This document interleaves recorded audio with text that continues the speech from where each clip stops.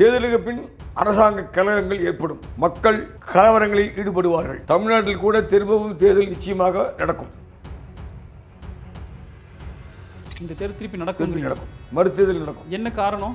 எல்லாருமே பழிவாங்கப்படுவார்கள். எல்லாருமே அவரவர் வலு அவங்க இருப்பாங்க. புது ரத்தம் வரும். உதயநிதி கலைஞர் குடும்பங்கிறது இதோட சமாப்தம் ஓவர் ஆயிடுச்சு. கலைஞர் குடும்பத்தோட இதுங்கிறது இந்த இதோட முடிஞ்சு போயிடும். தமிழ்நாட்டில் தூக்கி எறியப்படும். ஸ்டாலின் அவர்களுடைய அரசியல் பயணம் இந்த தேர்தல் எப்படி இருக்கும்?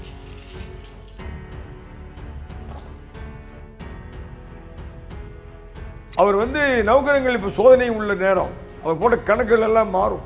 அரசியலில் மிகப்பெரும் மாற்றம் ஏற்படும். கலவரங்கள் அதிகமாக நடக்கும். விஜய் அவர்களோட எப்படின்னு சொல்ல மாட்டோம்.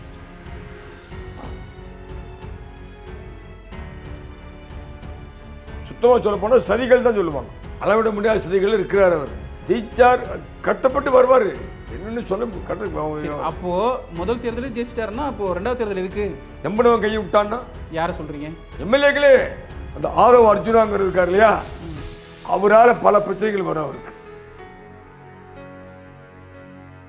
ஒவ்வொருவரும் கூட்டணி அமைப்பதில் படுபயங்கரமான விஷயங்கள் நடக்கும். தமிழ்நாட்டிலே யாரும் நினைத்து பார்க்க முடியாத அளவிலே திராவிட முன்னேற்ற கழகம் தனது சக்தியை அப்ளை பண்ணும். அதில் ஒரு அளவு வெற்றி முழு வெற்றி பெறாது. ஆனால் அவங்க ஜெயிக்கக்கூடிய அத்தனை வழியும் உபயோகிக்கிறாங்க. இப்போ புதனோட ஆலைகள் இருக்கார். அவர் விஜய் கேதோட ஆதிக்கத்தில் வந்திருக்கிறார். புரிஞ்சுதா? ஸ்டாலின் சனியோட ஆதிக்கம் வந்திருக்கிறார். கலைஞருடைய ஜெகதத்தன் மேலேயும் கனிமொழி மேலேயும் கலைஞர் ரொம்ப பாசமாக இருக்கிறார். இப்போ உதயநிதி மேலேயும் உதயநிதி மேலெல்லாம் கிடையாது. ஸ்டாலின் மேலாம் ஒன்றுமே கிடையாது. விருப்பில் இருக்கார். அவர் ஸ்டாலின் மேலேயும் உதயநிதி மேலேயும் விருப்பில் இருக்கிறார். மேலும் இது போன்ற அரசியல் செய்திகளை தெரிந்து கொள்ள பாயிண்ட் ஆஃப் வியூ சேனலை சப்ஸ்கிரைப் செய்யவும். எல்லாருக்கும் வணக்கம். ஒரு பக்கம் ஸ்டாட்டிஸ்டிக்ஸ் வச்சு இங்கே பொலிட்டிக்கல் அனலைசர்ஸ் நிறைய பேர் பேசிகிட்டு இருக்காங்க. அதே சமயம் மக்கள்கிட்ட போயிட்டு மக்கள்கிட்ட பப்ளிக் ஒப்பீனியன் எடுத்து இவங்க தான் ஆட்சிக்கு வருவாங்க, இவங்களுடைய தோல்விங்கிறது உறுதியாக இருக்குது அப்படிங்கிற மாதிரி நிறைய இடங்களில் நிறைய விஷயங்களை சொல்லிட்டு இருக்காங்க. இருந்தாலும் மக்களுடைய முக்கியமான ஒரு நம்பிக்கையில் இந்த ஆன்மீகம் சார்ந்து இருக்கக்கூடிய ஜோதிடம் அதுவும் ஒரு அங்கம் வகிக்குது. அப்படிங்கிறதுனால இன்றைக்கி நம்ம கூட பிரத்யங்கர உபாசகர் கோயம்புத்தூர்லேருந்து வெங்கடேஸ்வரமா அவர்கள் வந்திருக்காங்க. அவர்கிட்ட இது அரசியலில் என்ன மாதிரியான ஒரு கணிப்பு கொடுக்குது, நம்ம தொடர்ந்து நிகழ்ச்சிக்கு போகலாம். சார் வணக்கம். சார் நமஸ்காரம். வணக்கம். இப்போ எப்படி இது தனித்தனி நபராக தான் பார்க்க முடியுமா, இல்லை இந்த நாட்டுக்கு, இல்லை நம்ம நாட்டுக்கே கேட்கலாம். எல்லாமே கேள்வி எப்படி வேணா கேட்கலாம். மோடியிலிருந்து கேட்கலாம். கேள்வி சும்மா அடிச்சு பட்ட கிளப்பலாம். தேர்தலுக்கு அப்புறம் மே 4ஆம் தேதி என்ன மாதிரியான சூழல் இருக்கு?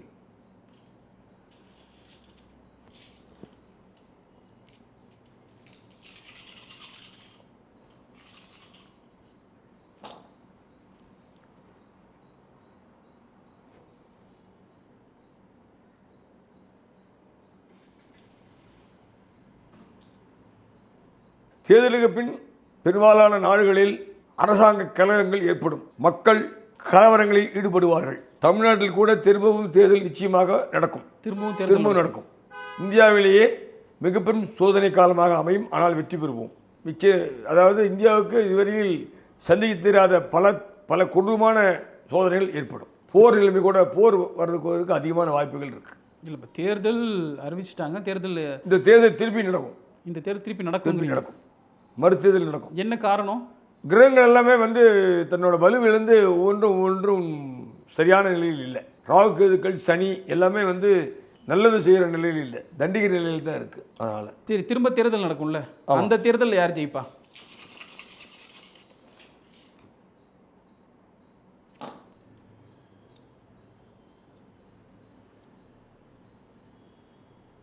அந்த தேர்தலையும் அதிமுகவுக்கு அதிகமான வாய்ப்பு இருக்குது. இந்த தேர்தலையும் இருக்குது, ஆனால் பிறண்டு போயிடும். இந்த தேர்தலில் எல்லா கிரகங்களுமே வலுவிழுந்து நிற்குது. அண்ணா திராவிட முன்னேற்ற கழகத்துக்கு அதிகமான வாய்ப்புகள் இருக்குது. வருங்காலத்தில் திராவிட முன்னேற்ற கழகத்துக்கு கட்சிக்கு பவர் இருக்குது. கட்சிக்கு இப்பவும் பவர் இருக்குது. அந்த கட்சியை யாராலையும் அசைக்க முடியாது, அழிக்க முடியாது.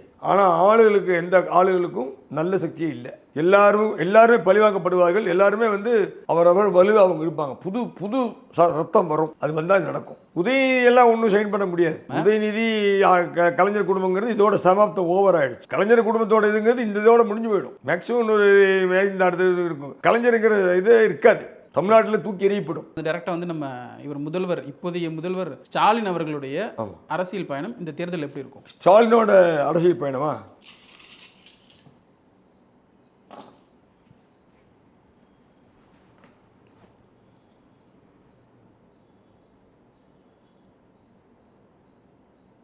அவரோட அரசியல் பயணங்கள் எல்லாம் வந்து ஆடு பாம்பே பாம்பாடுற மாதிரி தான் இருக்கும். அவ்வளவு ஆதரவாகவோ யோகமாகவோ சொல்ல முடியாது. ஜெயிப்பாரா மாட்டாரா? அவர் வந்து நவகிரகங்கள் இப்போ சோதனை உள்ள நேரம், அவர் போட்ட கணக்குகள் எல்லாம் மாறும். அந்த அம்மாவோட ஸ்டாலின் துர்காவோட மந்திர பவர்லாம் இப்போ வேலை செய்யாது. போன முறையில் வேலை செஞ்சது அந்த அம்மாவோடது, இப்போ அந்த அம்மாவோடது வேலை செய்யலை. கேரளாவில் வந்து ராஜராஜேஸ்வரன் கோயில் இருக்குது, ராஜாக்கள் நிர்ணயம் பண்ணுற கோயில் இருக்குது. அங்கே போட்ட பிரச்சனைகள்லேயே வந்து இவங்க பிரச்சனை வரல.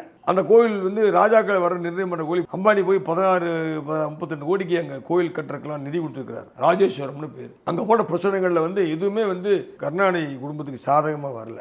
ஆகவே அரசியலில் வந்து மிகப்பெரும் மாற்றம் ஏற்படும். கலவரங்கள் அதிகமாக நடக்கும். மக்கள் நிறைய துன்புறுவாங்க. இதை பார்க்கக்கூடிய திமுக காரங்க என்ன சொல்லுவாங்க அப்படின்னா, நீங்களும் பிஜேபி ஆளுங்க, பிஜேபி செட் பண்ணி திமுக காலி பண்ணுங்கிறதா இந்த மாதிரி ப்ரோக்ராம் பண்றீங்க அப்படின்னு சொல்லுவாங்க. அப்படிதான் சொல்லுவாங்க. அப்படி உண்மை அல்ல. இப்போ நான் கூட உண்மை சொல்ல போனால் நாங்கள்லாம் திமுக வந்து நிறைய விஷயங்கள், பிராமணர்கள் வந்து திமுக ஆதரவாளர்கள் தான். நீங்க புரிஞ்சுக்கணும். திமுக இன்னைக்கு கட்சிக்கு இப்படி வர்றதுக்கு காரணமே பிராமணர்களின் பழிவாகாத தன்மை. பிராமணர்கள் திமுகவை எதுக்கல. ஆன்மீகத்தில் தீவிரமான நம்பிக்கையுள்ள கட்சி திமுக தான். கருணாநிதி தெரியாத ஆன்மீக ரகசியம் கிடையாது. அந்த கூட்டணியில் இருக்கக்கூடிய பிரேமலதா விஜயகாந்த் அவர்கள் வந்து கொடி ஏத்துனாங்க, கீழே இருந்து விழுந்துச்சு, அது ஒரு அபசகுணம் நீங்க போன காலத்திலே சொன்னீங்க. இப்போ மறுபடியும் தொடருது. இப்போ தேங்காய் உடைச்சாங்க, தேங்காய் உடைக்காம அது போய் ஒரு இடத்துல சிக்கிச்சு.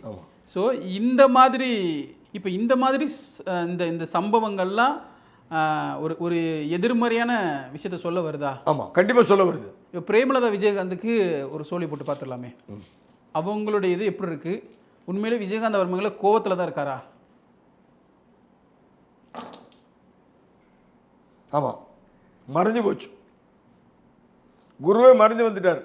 குரு கிரகங்களோட எந்த பவரும் இல்லை. அந்த அம்மாவோட முயற்சிகளெல்லாம் எடுத்த முடிவுகள் எல்லாமே வந்து கண்டிப்பான நல்ல பலங்களை சத்தியமாக தராது. அந்த அம்மாவோட எண்ணங்கள் செயல்கள் எல்லாமே சத்தியமாக ஜெயிக்காது. 10 தொகுதியில் நிற்கிறாங்க, எத்தனை தொகுதியில் ஜெயிப்பாங்க? தவறான நேரத்தில் முடிவெடுத்து தவறான காரியங்களை செஞ்சுருக்காங்க. உங்களுக்கு தோல்வி உறுதி அப்படிங்கிறது? உறுதி தான். தோல்விகளை தான் சொல்லுகிறது. இப்போ எடப்பாடி பழனிசாமி அவர்களுக்கு போடுவோம்.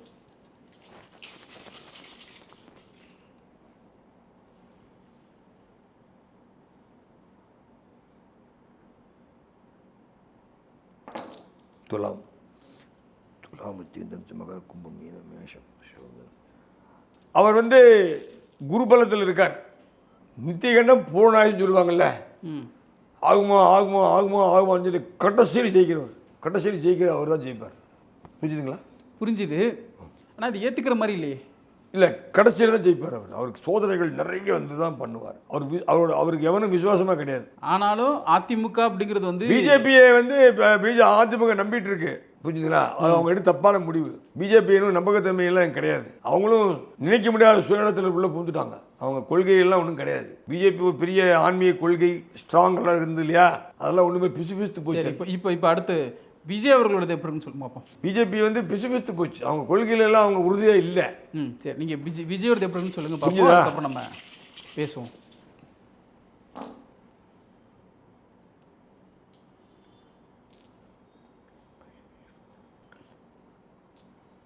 இதுக்குள்ளே வச்சு அவருக்கு தான் மிக சிரமமான காலகட்டம். ஒரு கணக்கெல்லாமே மாறும். நினைச்சதுன்னு நடக்கிறதுன்னு இருக்கும். ஜெயிப்பாரா மாட்டாரா? மகரம் வந்துருக்குது. மகரம், கும்பம், மீனம், மேஷம், ரிஷபம், மிதனம். 6ல் குரு, 3ல் சனி, 2ல் ராகு பகவான், சிம்மத்தில் கேது. வீண் பம்பு வழக்குகள், எதிர்பாராத சோதனைகள், சதிகள். சுத்தமாக சொல்ல போனால் சதிகள் தான் சொல்லுவாங்க. அவருக்குள்ள சதிகள் வந்து அளவிட முடியாத சதிகள் இருக்கிறார் அவர். நீங்கள் 2 தேர்தல் சொன்னீங்க. முதல்ல சொல்லும்போது ரெண்டு தேர்தல் நடக்கும். இப்போ நடக்கிற தேர்தல் வந்து ஆமாம் கண்டிப்பாக சொல்கிறேன். ஓகே, அப்போ இப்போ நீங்கள் சொன்ன பலன் வந்து முதல் தேர்தலுக்கு, 2வது தேர்தலுக்கு? முதல் தேர்தலுக்கு. இப்போ 2வது தேர்தலுக்கு மறுபடியும் வருமா? 2வது தேர்தல் தான் அப்போ தான் வரும்போது பார்க்கணும். அந்த கிரகங்கள் மாறும்போது சொல்ல முடியும். இப்போ முதல் தேர்தலில் அப்படி தான் நீங்கள் அப்போ தான் எடப்பாடி ஜெயிச்சிட்டாருன்னு சொல்லிட்டீங்களே. ஜெயிச்சார், கட்டப்பட்டு வருவார். என்னன்னு சொல்ல அப்போது முதல் தேர்தலில் ஜெயிச்சிட்டாருன்னா அப்போது 2வது தேர்தல் எதுக்கு? எம்பனவன் கையை விட்டான்னா? யாரை சொல்கிறீங்க? எம்எல்ஏக்களே கையை விட்டாங்க அப்படின்னா அவங்க ஏதோ ஒரு இடத்துல யாரோட போய் சேர போகிறாங்க, அவங்க ஆட்சி அமைக்க போகிறாங்க. அப்போ முதல் தேர்தலில் ஜெயிச்ச மாதிரி தானே? இல்லை, திருப்பி அவன் மாறுவானே. சார் நீங்கள் 2 தேர்தல் சொல்லியிருக்கீங்க சார், நான் சொன்னது எழுதி வச்சிருக்கேன். முதல் தேர்தல் வந்து அது வந்து குழப்பமா இருக்கும், அது சரியா நடக்காது அப்படிங்க. அப்புறம் 2வது மறுபடியும் தேர்தல் நடக்கும் அப்படின்னீங்க. 2வது தேர்தலில் யார் ஜெயிப்பாங்கிறது அப்பதான் நம்ம பார்க்க முடியும். ஆனா நீங்க சொன்னபடி முதல் தேர்தலில் எடப்பாடி ஜெயிச்சிடுறாரு. எடப்பாடி ஜெயிச்சாலும் வந்து தீர்மான வெற்றி சொல்ல முடியாது. ஓகே, கூட இருக்க நம்பிக்கையான ஆளுங்கள் வந்து மாறிடுவாங்க அப்படின்னு சொல்லுவாங்க. அப்படி மாறுறாங்க அப்படிங்கும் பொழுது ஒண்ணு அவங்க திமுகவுக்கு போவாங்க, ஆட்சி அமைக்கணும்னா திமுகவே பிறண்டுரும். திமுகவையும் பலத்த எதிர்பார்க்காத விஷயங்கள்லாம் நடக்கும். அப்ப நாம் தமிழ்கிட்ட போயிடுவாங்களா? நாம் தமிழருக்கெல்லாம் அவ்வளவு பலம் இல்லை. நேர்மையில் அவர் வந்து நீ காலம் இருக்கு, அவர் மீனராசிக்காரர். இல்லை சார், இப்போ என்னோட கேள்வி என்ன அப்படின்னா, முதல் தேர்தலில் அதிமுக ஜெயிக்கும், அதிமுகவுக்கு நல்ல பலன் ஆட்சி பிடிக்கும், ஆனால் நிலையான ஆட்சி இல்லை. அதிமுகவுக்கு நல்ல பலன் இருக்கு அப்படின்னு சொன்னீங்க. ஆமாம், ஓகேங்களா? ஆனா நீங்களே தான் சொன்னீங்க 2வது ஒரு தேர்தல் நடக்கும் அப்படின்னு சொன்னீங்க. முதல் தேர்தலில் பலன் இல்லை அப்படின்னா அங்க இருக்கக்கூடிய எம்எல்ஏக்கள் ஒன்று திமுக கூட போய் சேருவாங்க, திமுக பலமாயிடும், திமுக ஆட்சி அமைக்க போகுது. அதுவும் திருப்பி இப்படி போனோம், அப்படியே காசுப்பட்டு பணம் முடிங்கி வேலை தான். இப்போ பயங்கரமான பின்விளைவுகள் இருக்கு. முதல் மாதிரி எல்லாம் ஜாலியா எல்லாம் இருக்க முடியாது. ஓகே, 2வது ஒரு தேர்தல் சொல்றீங்க, கன்ஃபார்மா நடக்கும் அப்படிங்கிறீங்க. கன்ஃபார்மா நடக்கும். அப்போ முதல் தேர்தலில் ஜெயிக்கிறாங்க அப்படின்னா முதல் தேர்தல் முடிஞ்சிருச்சு, எதுக்கு 2வது தேர்தல்? முதல் தேர்தலில் சரி வராது. என்ன சரி வராது? முதல் தேர்தலில் வந்து ஒவ்வொருவரும் கூட்டணி அமைப்பதில் படுபயங்கரமான விஷயங்கள் நடக்கும். ராகுவோட விஷயம்தான். இந்த ராகு அங்கே பண்ணுற மாதிரி இங்கேயும் பண்ணுவான், கேது இங்கே அங்கே பண்ணுற மாதிரி இங்கேயும் பண்ணுவான். இப்போ கேதுவின் நிலையால் ஹோமஸ் ஈரான் வந்து நமக்கு சாதகமாக வந்துட்டு இருக்கு, நமக்கு மட்டும். அது மாதிரி தான் எடுத்துக்கணும். அது மாதிரி தனிப்பட்ட சில நல்லது நடக்கும். இப்போ எனக்கு இது ஏற்றுக்கிற மாதிரி இல்லை சார். 2 தேர்தல் நடக்குன்னு சொல்கிறீங்களா, அது ஏற்றுக்கிற மாதிரி இல்லை நீங்கள் சொன்னது. இல்லை, அந்த மாதிரி ஒரு நிலை இருக்குது. அப்போ அதையும் கேட்டு சொல்லுங்க. 2 தேர்தல் நடக்குதுன்னு சொல்கிறீங்க.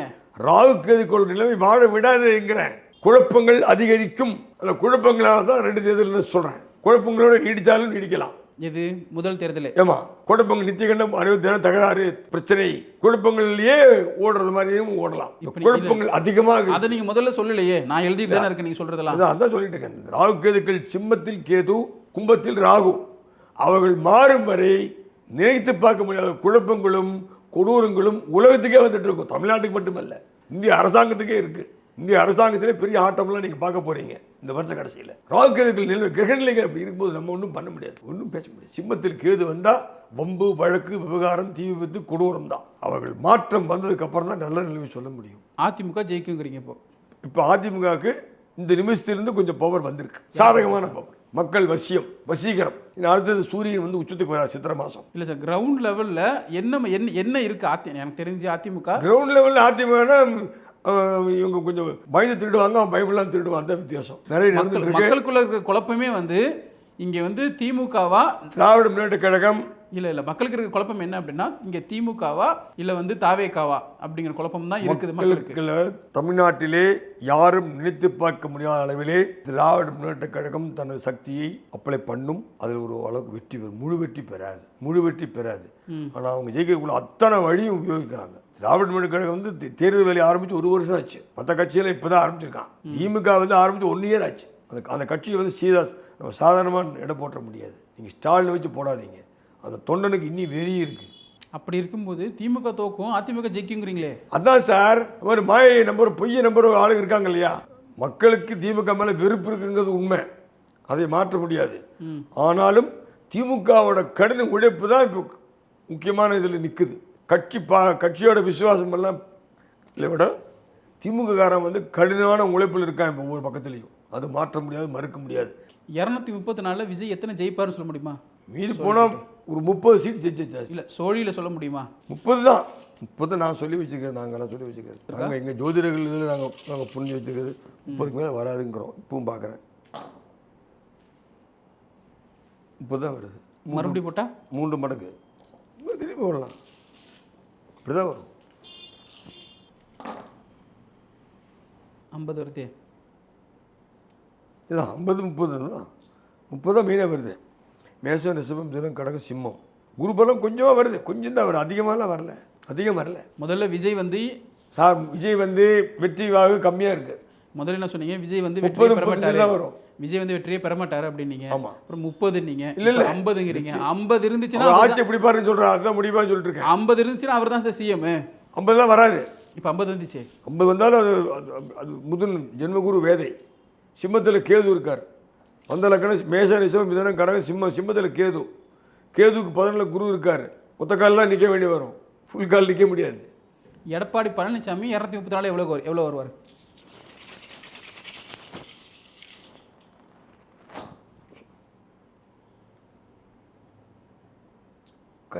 கன்னி வீடு வந்திருக்கு. கன்னி, துலாம், விருச்சிகம், தனுசு, மகரம், கும்பம், மீனம், மேஷம், விஷம், மிதுனம். புதன் வித்யா வியாபார மேன்மை, வசீகரம் ஜாஸ்தி. எடப்பாடிக்கு வசீகரம் ஜாஸ்தி. அதே புதன் தான், புதனோட வீட்டிலே வந்திருக்காரு. வசீகரம், வித்யா வியாபார மேன்மையோட நிலையில வெற்றி பெறுவார். அதான் அவர் எவ்வளவு ஜெயிப்பாரு? மேன்மையான நிலையில் வெற்றி பெறுவார். இல்ல இவருக்கு மட்டும் மேன்மையான நிலை சொல்றீங்க, விஜய் பேர் 30-40. புதனோட வீடு அதான் நவகிரகம் உதிக்கிறது. நான் சொல்றேன், எனக்கு கணக்கு எவ்வளவு வரும்? உங்க முன்னால தானே போட்டேன். இல்ல கணக்கு எவ்வளவு வரும்? 234 கணக்கு தான் சொல்லிடு. கணக்கு அப்படி என்ன கிரகம் உதிக்குதோ அதை போய் சொல்ல முடியாது, தனியாக பேச முடியாது. இப்போ வந்து புதனோட ஆலைகள் இருக்கார். அவர் வந்து விஜய் வந்து கேதோட ஆதிக்கத்தில் வந்திருக்கிறார், புரிஞ்சுதா? ஸ்டாலின் வந்து சனியோட ஆதிக்கத்தில் வந்திருக்கிறார், இவர் புதனோட ஆதிக்கத்தில் வந்திருக்கிறார். புதன் இப்போ வசியத்தில் வந்திருக்கிறார். இப்போ கன்னியும் புதனோட வீடு, மிதுனமும் புதனோட வீடு. அப்போ ஆகவே ஜனவசியம் வசீகத்தை சொல்ல முடியும், அறுதியிட்ட வசீகத்தை சொல்ல முடியும். அதிக வசியம் என்ன பண்ணுவார், அதிக சீட்டு கிடைக்கும். வசியம்னா அது விஜய்க்கு தான் இருக்கு, எனக்கு தெரிஞ்சு சொல்கிறேன். இல்லை எல்லாம் இருந்தாலுமே விஜயோட நீங்கள் வந்து இப்படி பண்ணாலும் நீங்கள் சொல்லலாம். ஆனால் நிறைவேறுவது வந்து தெய்வத்தின் கையில் இருக்குது. தெய்வங்கள் அவ்வளோ அனுகூலமாக இல்லை அவருக்கு. சரி, புதனில் இருக்கிறதுனால மேன்மையான இதில் ஜெயிப்பார் அப்படிங்கிறீங்க. மேன்மையானது ஜெயிப்பார். அப்போ ஒரு 100 118க்கு மேலே இருப்பார். அதான் மேன்மையானது தான் வருவார் அவர். அதில் எந்த விதமான மாற்றம் இல்லை. இல்லை இப்போ எனக்கு இந்த வந்து அரசியலை பார்க்கும் பொழுது கிரவுண்ட் லெவலில் குழப்பமான நிலை தான் இருக்குது இப்போ. இல்லை குழப்பமான நிலை இல்லை, நீங்கள் தெளிவாக இருக்கிறீங்க. அதிமுக தான் ஜெயிக்கும் அப்படிங்கிறது உங்களை தாண்டி யாருமே இங்கே நம்பிக்கையில் இல்லை. அப்படி இல்லை சரி, எல்லாருமே சரி. இல்லை நான் வந்து கிரவுண்ட் லெவலில் அதாவது நவகிரகங்கள் என்ன சஞ்சார கிரகங்களோ அதை தான் சொல்லிட்டு இருக்கேன். புதனோட ஆளுகையில் தான் அவர் இருக்கார், அதனால அவருக்கு இது இருக்கு. எப்படி 2 தேர்தல் வரும் அப்படிங்கிற மாதிரியும். ஆமாம், இல்லை 2 கபட கிரகம் சார் புதன். 2 தேர்தல் வரும் அப்படின்னு நீங்கள் சொன்னதையும் அதிமுக ஜெயிக்கும்னு சொல்கிறதையும் ஒரே மாதிரி எடுத்துக்கலாமா? எடுத்துக்கலாம் சார். புதனோட கிரகம் கபட கிரகம் சார், ஒன்று புரிஞ்சுங்க. ஜெமினி ரெட்டையோடது, மிதுனம் வந்த கிரகம் கன்னி, அதுவும் புதனோட கிரகம். ரெட்டை ஊதுகுழல். அப்போ என்ன பண்ண, 2 புத்தி, 2 விஷயம், 2 எண்ணங்கள், 2 இருக்கும். சரி, அதான் சொல்லிட்டு இருக்கேன். சரி, நம்ம நாம் தமிழர் கட்சிக்கும் பார்த்துருவோம். நாம் தமிழர் கட்சி எந்த மாதிரியான ஒரு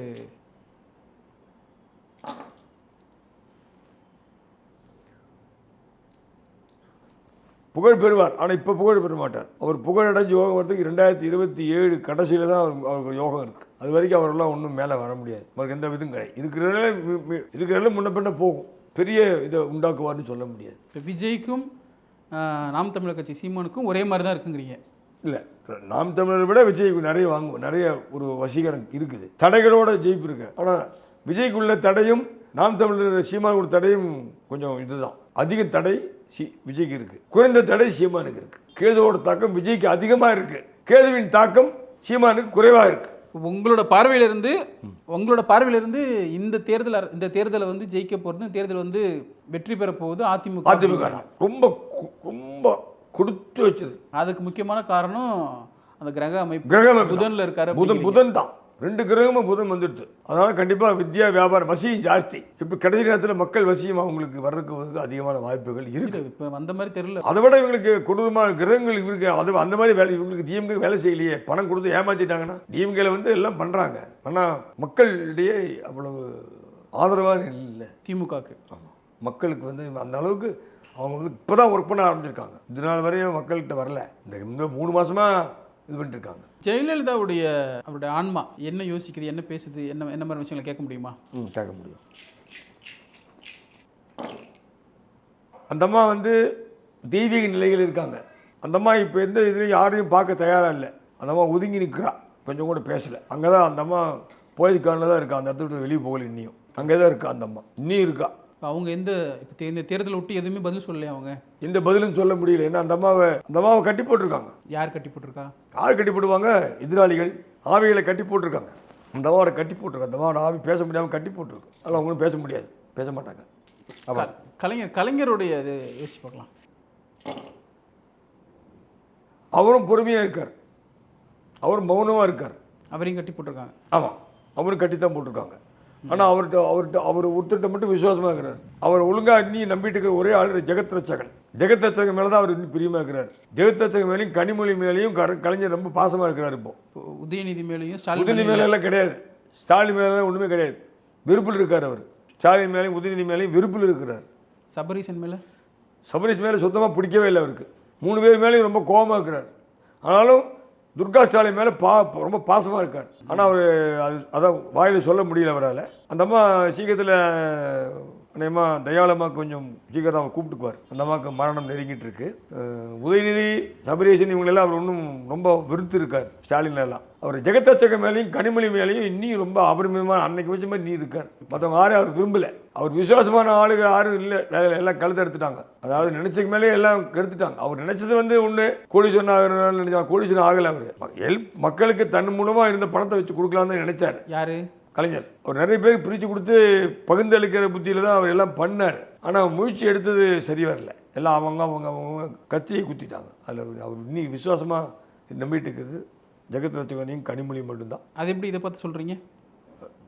நிஜமாக இருக்கேன், 4 தான் மிச்சமாக இருக்குது, 5 இது வருது. Okay okay. இது பாசத்தையும் இதையும் வைக்கும். அதெல்லாம் எங்களுக்கு தெரியும். நிறைய சூட்சுமங்கள் இருக்குது அதில். ஜெகத் ரட்சகனும் கனிமொழியும் வரும். தாவேக்கா ஒரு தாவேக்கா பற்றி நீங்கள் ஒரு பலன் சொன்னீங்க. இப்போ அதிலிருந்து வெளி வரத்துக்கு தாவேக்காவுக்கு என்னென்ன வழிகள் இருக்குது அப்படின்னு சொல்லலாமா?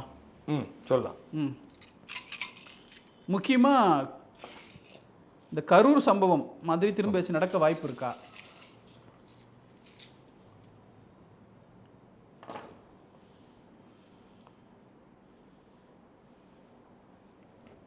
தாவேக்கா ஜெயிக்கிறதுக்கு அவருக்கு நெரூர் சதாசிவ பிரம்மேந்திரால் இருக்கார். கரூர்லேருந்து நெரூர் 10 கிலோமீட்டர். அவர் முழு சப்போர்ட் இருக்கார். இவங்க கண்டுக்கவே இல்லை அவங்கள. நெரூரில் போய் நெரூர் சதாசிவ பிரம்மேந்திரர் இருக்கார். அவர் தான் இன்னைக்கு அவருக்கு உயிர் கொடுக்க போகிறார். நெரூர் சதாசிவ பிரம்மேந்திரால்கிட்ட போய் அவர் ஏதாவது பக்தி செஞ்சாருன்னா இருக்கிறது கதையை மாறிடும். ஆனால் ஆபத்துகள் அவருக்கு இருக்குது. எப்படி விஜயகாந்துக்கு ஒரு பெரிய ஆபத்து வந்ததோ அது போன்ற ஒரு ஆபத்து கண்டிப்பாக விஜய்க்கு இருக்குது. எவ்வளோ நாட்களில்? 3 மாத காலத்துக்குள். 3 மாத காலத்துக்குள்ள எலெக்ஷன் முடிஞ்சது. கண்டிப்பாக 3 மாத காலத்துக்குள்ள மிக மிக ஒரு பலமான ஒரு பாதிப்பு நிச்சயமாக உண்டு எதிரிகளால். விஜயகாந்துக்கு எப்படி நரம்பு கட்டாச்சோ அதே மாதிரி ஆபத்து அவருக்கு இருக்குது. அவருக்கும் இருக்குது, அண்ணாமலைக்குமே இருக்குது. 2 பேருக்குமே மிகச்சிறந்த ஆபத்தில் தான் இருக்கிறாங்க. ஆனால் அண்ணாமலை கொஞ்சம் உணர்ந்து அப்படி ஒதுங்கிட்டாரு. இவரும் கொஞ்சம் ஒதுங்கி சில தெய்வங்களை கொண்டு வரணும். அதுக்கு முதல்ல இவர் யாரை பிடிக்கணும்னா நெரூர் சதாசிவ பிரம்மேந்திரர் பிடிக்கணும். அவர் இவர்கிட்ட பார்த்து நின்று கூட இவர் இவங்க கட்சிக்காரங்க அவர் ஒதுக்கி விட்டானுங்க. அதனால தான் அவர் கண்டுக்காமல் இருக்கார். சதாசிவ பிரம்மேந்திரால் அப்படியே அமைதியாக இருக்கார். இவங்களுக்காக நல்லதுக்கு பண்ண வந்தார். அவர் மாற்றத்துக்காக வேண்டி அவர் இவங்கெல்லாம் கண்டுக்கலை. அந்த ஆரவ அர்ஜுனாங்கிற இருக்கார் இல்லையா, அவரால் பல பிரச்சனைகள் வரும். அவருக்கு பசியும் இருக்குது. நெரூர் சதாசிவ பிரம்மேந்திரால்கிட்ட போய் தாவேக்காரங்க போய் ஒரு பக்தி பண்ணுனா போதும், அப்படியே கதை மாறும். கட்சிக்கே மாறுமா? கட்சியே மாறும், விஜயே மாறும். எல்லா ஆபத்தும் போகும். விஜய் போய் பார்க்கணுங்கிறீங்களா? கட்சிக்காரங்க யாராச்சும் போய் பார்த்தா ஓகேவா? விஜய் பார்க்கணும். விஜய் போய் அங்கே நெரூரில் போய் நின்று ஒரு தியானம் பண்ணி ஒரு சாதாரண ஒரு பூவை போட சொல்லுங்க, கதை மாறிடும், அப்படியே மாறிடும். ஆனால் செய்வாங்களான்னு இருக்கு, செய்ய முடியாது, அவ்வளோ கஷ்டப்படும், சோதனை வரும். இதை பார்க்கக்கூடிய தாவேக்காரங்க நீங்களே சொல்லுங்கள். நான் தான் சொல்கிறேனே, இது ஈஸி விஷயம். நெரூர் சதாசிவ பிரம்மேந்திரால்கிட்ட போய் தேவைக்காரன் போய் அத்தனை நிற்க சொல்லுங்க, அப்படியே ஜெயிக்கும். அவருக்கு அப்படியே அள்ளி கூட காத்துட்டு இருக்கிறார் அவர்.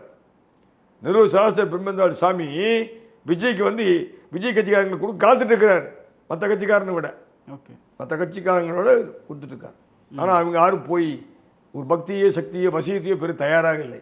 இதை நான் சொல்கிறேன். நீ தாவேக்காரங்க போய் இந்த நிமிஷத்துக்கு பார்த்துட்டு இருக்கிறவங்க தாவேக்காரங்க போய் அங்கே போய் நெரூரில் விழுந்தால் போதும், கதையே மாறிடும், தமிழகத்தோட விதியே மாறும்.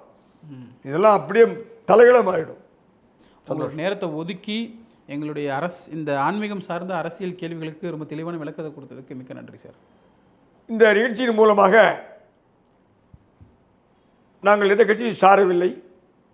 மக்கள் நலனை பெரிதென்று நினைத்து கொண்டு செய்து வருகிறோம். மக்கள் நலனை ஆன்மீக பணி, ஆன்மீக நலனை மக்கள் நலம். ஆகவே திராவிட முன்னேற்ற கழக நண்பர்கள் தங்கள் கட்சியை வலுப்படுத்துவதற்கு தெய்வ நம்பிக்கை உள்ளவர்கள் இருக்கிறார்கள். தெய்வ நம்பிக்கை இல்லைங்கிறதெல்லாம் பொய், அதெல்லாம் சும்மா சொல்லாது. பழைய கதை பேச வேண்டாம், புதுக்கதைக்கு வாங்க. திமுககாரங்கள்லாம் தெய்வ கதை தான். ஆன்மீகவாதிகள் திமுககாரன். அதனால் ஆன்மீகத்தில் நம்பிக்கை உள்ள திமுககாரன் பிரத்யங்கரா தேவியையும் தமிழக வெற்றிக் கழகத்தின் நேயர்கள் அனைவரும் நெரூர் சதாசிவ பிரம்மேந்திரரையும் சென்று தரிசனம் செய்யும் பொழுது அவர்கள் கட்சிகளே எதிர்பார்க்க முடியாத நல்ல மாற்றங்களை நிச்சயமாக பெற முடியும் என்று கேட்டுக்கொண்டு வாய்ப்படுத்த நல்ல உள்ளங்களுக்கு நன்றியை தெரிவித்துக் கொள்கிறேன். வணக்கம். மேலும் இது போன்ற அரசியல் செய்திகளை தெரிந்து கொள்ள பாயிண்ட் ஆஃப் வியூ சேனலை சப்ஸ்கிரைப் செய்யவும்.